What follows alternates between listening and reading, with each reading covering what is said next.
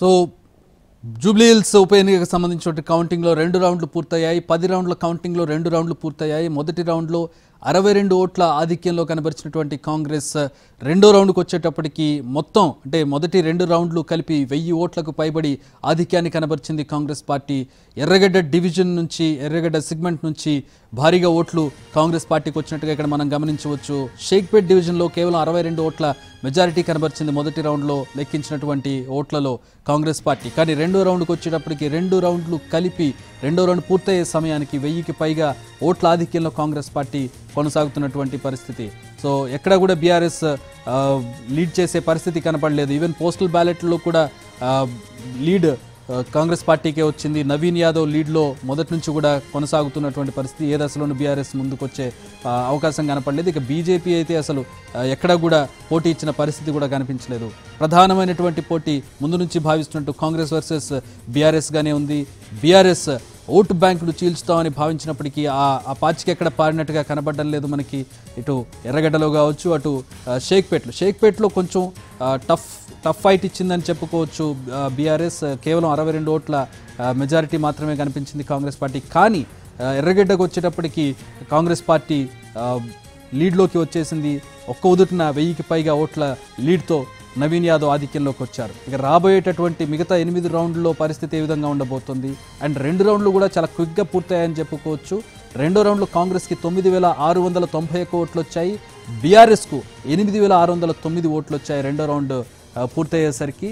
So రెండో రౌండ్లో కీలకంగా చాలా గ్యాప్ కాంగ్రెస్ పార్టీ తీసుకురాగలిగిందని చెప్పుకోవచ్చు. ఎర్రగడ్డ సెగ్మెంట్ నుంచి కాంగ్రెస్ పార్టీకి ఎన్టీవీ స్క్రీన్ మీద చూడబడి వచ్చినటువంటి ఓట్లను 9691 ఓట్లు కాంగ్రెస్ పార్టీకి వస్తే 8609 ఓట్లు బీఆర్ఎస్కి వచ్చాయి. సో రెండు పార్టీల మధ్య ప్రస్తుతం 1000కి పైగా ఓట్ల ఆధిక్యం కనబడుతోంది కాంగ్రెస్ పార్టీకి.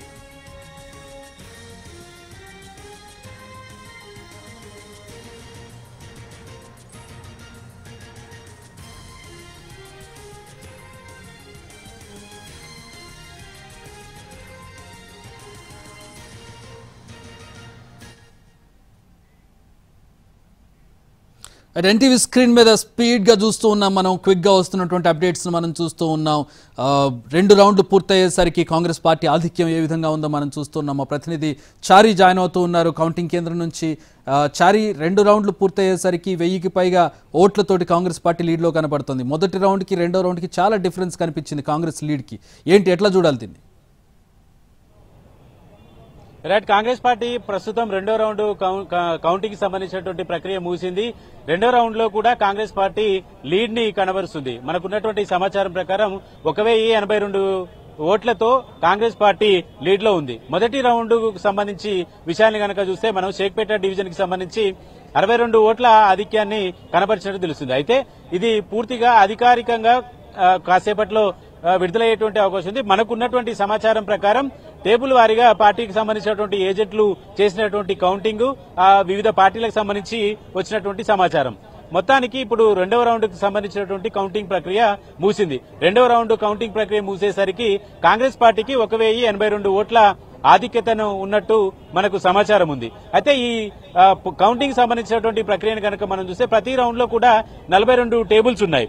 ఆ 42 టేబుల్స్ లో ఫస్ట్ షేక్పేటకు సంబంధించినటువంటి 42 టేబుల్స్ లో బీఆర్ఎస్ పార్టీ, కాంగ్రెస్ పార్టీ నువ్వా నేనా అనే రీతిలో కొంత ప్రయత్నం చేసినట్టు కనపడుతుంది. ఎందుకంటే 62 నుంచి 80 ఓట్ల మధ్యనే ఈ లీడు ఉంది కాబట్టి మొదటి నుంచి కూడా కాంగ్రెస్ పార్టీ షేక్పేటలో ఎక్కువ మెజార్టీ రావాలనేటువంటి ప్రయత్నం చేసింది. కానీ బీఆర్ఎస్ పార్టీ అక్కడ కాంగ్రెస్ పార్టీ ఓటు బ్యాంకుని కొంత కొల్లగొట్టినటువంటి పరిస్థితి అయితే కనపడుతుంది. ఎందుకంటే సుమారు 8000 పై చిలుకు ఓట్లను ఆ డివిజన్ లో బీఆర్ఎస్ పార్టీ సాధించుకోగలిగింది.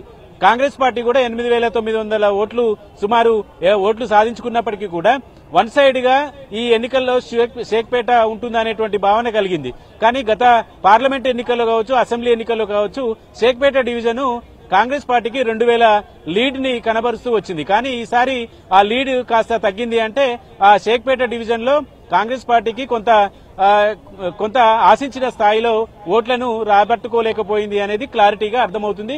మొదటి రౌండ్ లో షేక్పేట డివిజన్ కి సంబంధించి 62 ఓట్ల లీడ్ ని కనబరిచింది. ఇక రెండవ రౌండ్ కు సంబంధించినటువంటి విషయాన్ని కనుక మనం చూస్తే రెండవ రౌండ్ లో 2 డివిజన్లకు సంబంధించినటువంటి 3 డివిజన్లకు సంబంధించినటువంటి పోలింగ్ కేంద్రాలు ఉన్నాయి. దాంట్లో షేక్పేట డివిజన్ కు సంబంధించి 28 పోలింగ్ బూతులు ఉన్నాయి. ఎర్రగడ్డకు సంబంధించి 10 పోలింగ్ బూతులు ఉన్నాయి.